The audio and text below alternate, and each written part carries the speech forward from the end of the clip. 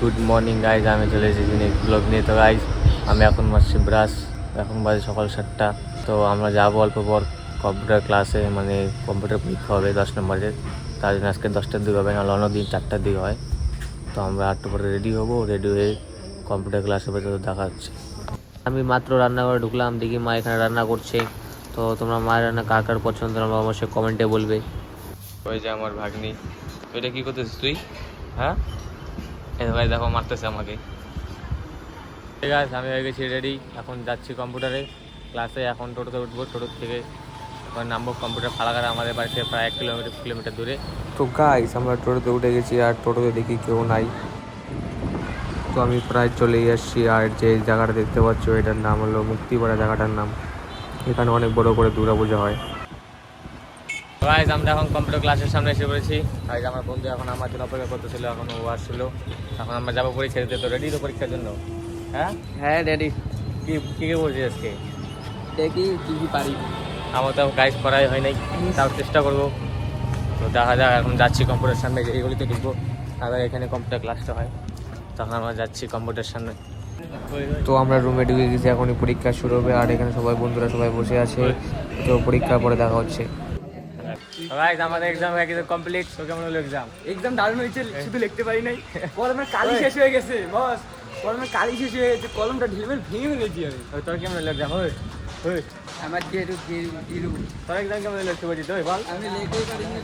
Exam খুব ভালো হয়েছে, টপ স্টুডেন্ট, 1 নম্বর স্টুডেন্ট। আমরা যাচ্ছি পার্কের সামনে। মানুষের মন খারাপ থাকে, আমরা পার্কে ঘুরতে যাচ্ছি। চলো চলো পার্কে যাই। পার্কের সামনে গেলাম কিন্তু পার্ক ছিল বন্ধ। তো এখন আমরা এমনি ঘোরাঘুরি করছি, সবাই যাচ্ছে। মহাকাল বাড়ি যাবো।